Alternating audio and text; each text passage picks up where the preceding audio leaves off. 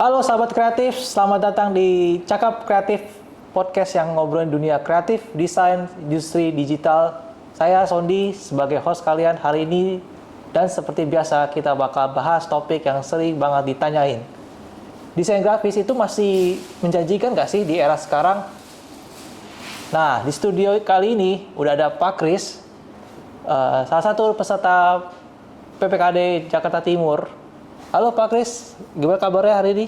Halo Sondi, halo juga buat teman-teman yang lagi dengerin Cakap Kreatif. Perkenalkan, aku Kris, peserta pelatihan Desain Komunikasi Visual atau DKV di PPKD Jakarta Timur. Oke Pak Kris, langsung saja ya. Banyak orang bilang sekarang AI udah bisa bikin desain template, juga udah banyak, bahkan aplikasi tinggal drag, setelah itu drop. Menurut Pak Kris, desain grafis masih punya nggak sih masa depannya? Oh, menurut saya masih sangat menjanjikan. Tapi bentuknya memang berubah. Dulu mungkin desain grafis identik dengan kerja di software dan bikin visual dari nol. Tapi sekarang desain grafis itu lebih ke arah problem solving visual. Jadi bukan cuma bisa gambar, tapi gimana kita menyampaikan pesan dengan efektif. Wah, menarik tuh. Berarti bukan hilang, tapi berubah. Bisa dijelaskan nggak lebih spesifik? Apa yang paling terasa? Oke, yang paling terasa itu ada 3. Pertama, tools makin mudah diakses. Sekarang, siapapun bisa pakai aplikasi desain, bahkan dari HP. Kedua, AI mulai bantu proses kreatif. Tapi ini bukan berarti menggantikan desainer loh, justru mempercepat pekerjaan. Misalnya bikin draft ide atau eksplorasi konsep. Terus yang ketiga, kebutuhan desain makin banyak karena semua bisnis sekarang masuk digital, UMKM, perusahaan, personal branding, semuanya butuh visual. Kalau gitu peluang kerjanya buat desainer grafis sekarang gimana ya? Masih banyak gak ya? Oh, masih banyak banget. Tapi bentuknya lebih fleksibel. Sekarang nggak harus jadi kerja kantoran. Ada yang jadi freelance designer, content creator visual, UI UX designer, brand identity specialist, bahkan motion graphic artist.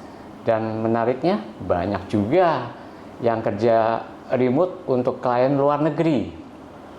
Tapi pasti ada tantangannya juga dong. Apa sih yang bikin bidangnya nggak semudah kelihatannya? Iya, tantangannya juga makin besar. Pertama, kompetisi tinggi karena banyak orang bisa desain dasar.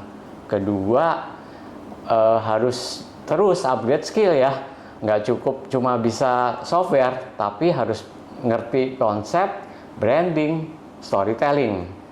Yang ketiga, portfolio. Jadi sangat penting.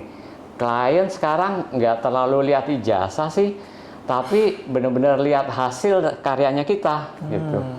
Kalau buat teman-teman yang baru mau masuk dunia desain grafis nih, skill apa yang paling menurut Bapak perlukan? Oh, oke. Ada beberapa yang wajib, misalkan dasar desain ya, itu dasar desain itu adalah komposisi, warna, tipografi, terus juga dari sisi software skill, itu yang harus kemampuannya adalah seperti Adobe Illustrator, Photoshop, atau alternatif lainnya. Terus juga creative thinking, ini yang paling penting menurut saya. Terus juga ada communication skill, karena desain itu komunikasi visual.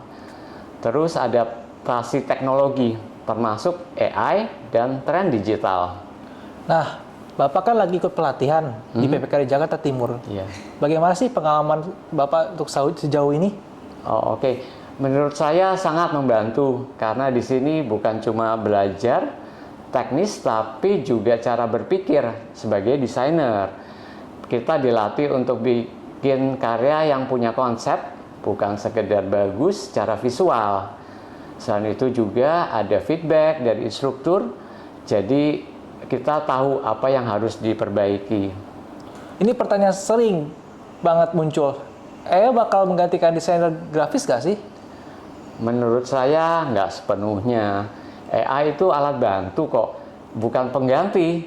Kalau kita kalau kita cuma mengandalkan AI tanpa konsep, hasilnya akan generik. Tapi kalau desainer pakai AI sebagai alat bantu, justru bisa lebih cepat dan eksploratif. Jadi yang penting bukan takut AI, tapi belajar pakai AI dengan bijak. Kalau disimpulkan, jadi desain grafis masih menjanjikan ya?